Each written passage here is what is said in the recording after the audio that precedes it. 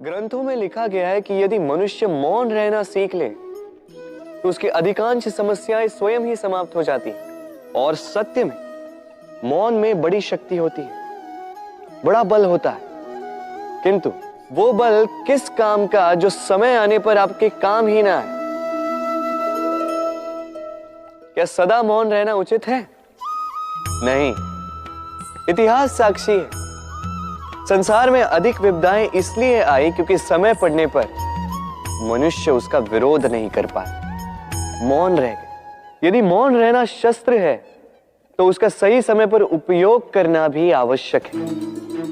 यदि अकारण मौन रहोगे तो बुरे तत्व उसे सहमति समझ लेते, फिर धीरे धीरे वो आपका स्वभाव बन जाता है, आपका अभ्यास हो जाता है और फिर आपका व्यक्तित्व एक साधारण से पाषाण के भांति बन जाता है।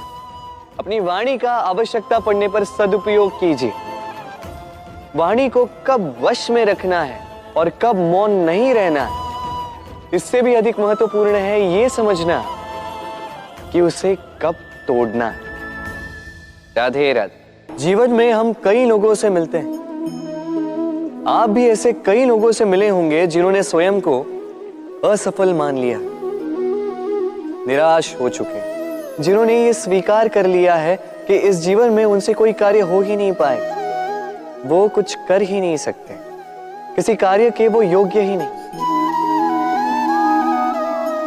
किंतु ऐसा नहीं, इस संसार में ऐसा कुछ भी नहीं है जो योग्य नहीं है।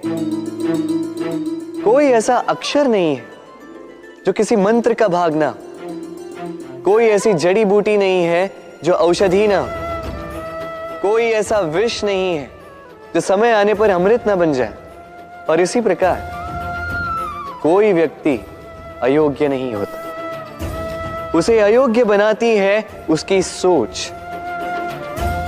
इसलिए स्वयं को जानो, जान जाओगे कि आप क्या हो। अपने अंतर मन को जगाएं। आप देखेंगे कि जिस संसार की नींव ही बनी है आशा से, उस संसार में निराशा, हताशा और हार जैसा कोई भाव अस्तित्व ही नहीं रखता।